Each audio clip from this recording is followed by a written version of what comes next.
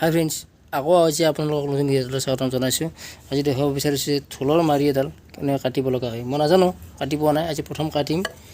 ঢোল এটা ঘৰতে আছে, ঢোলটো বজাবলৈ মানে ঢোলৰ মাৰিডাল নাই, গতিকে বজাবলৈ চেষ্টা কৰি আছোঁ, কিন্তু ভাল মাৰিডাল নহ'লে বজাবলৈ দিগদাৰ হয়। গতিকে মই চাওঁ, এডাল নিজে নিজে বনাবলৈ ট্ৰাই কৰিছোঁ, কেনেকুৱা হয় আপোনালোকক দেখাই আছোঁ। মাৰিডাল বনাবলৈ প্ৰথমতে মই এনেকুৱা গাঁঠি থকা বাঁহডাল কাটিছোঁ।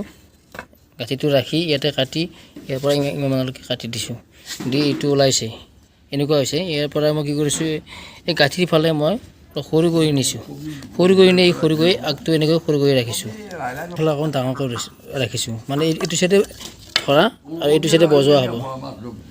এইখিনি অলপ সৰু কৰিলোঁ, আৰু সৰু কৰিব লাগিব আৰু জোঙা কৰি নিব লাগিব। হোৱাৰ পিছত মানে এইটো চাইডে অলপমান ৱেইট ৰাখিব লাগিব, এইফালে অলপ পাতল হ'ব। আগটো এনেকৈ কাটি দিলোঁ, মানে কি ভাঙি যোৱাৰ চান্স থাকে না, সেইকাৰণে অলপমান লাহে লাহে বনাই আছোঁ বস্তুটো। এতিয়া অলপ বজাই চাম এনেকুৱা হৈছে। তাৰপিছত মই বজাই চোৱাৰ পিছত গম পাম যে এইখিনি চাচিব লাগিব, খুনি কি কৰিব লাগিব।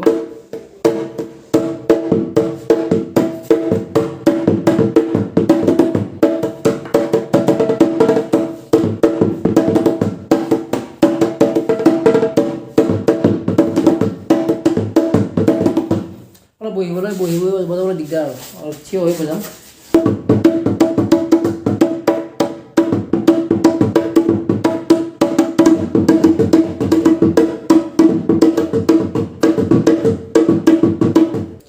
বজাই চালোঁ, কিন্তু এটা প্ৰব্লেম এটা হৈ আছে, এইফালে ওজনটো কমি আছে, এইফালেতো বেছি হৈ গৈছে। অলপ সৰু কৰিব লাগিব, তেতিয়া বজাই বেছি ভাল লাগিব। চাওকচোন, অলপ ইউনিক ষ্টাইলত বনাইছোঁ মই এইটো ঢোলৰ মাৰিটো। হাঁহৰ মানে মোক বনাই দিছোঁ এইটো।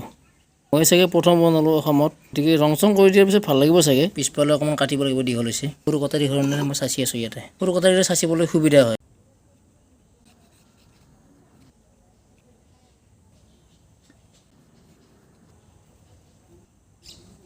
বস্তুটো সৰু হৈছে, এইটো অলপ সাৱধানে কাটিব লগা হৈছে, নহ'লে ভাঙি যায় বুলি ভয় লাগে। তাৰমানে বাঁহটো বেছি পুৰত নহয়, এইটো বেছি পুৰত বাঁহ হ'লে কথা নাছিল, তথাপিতো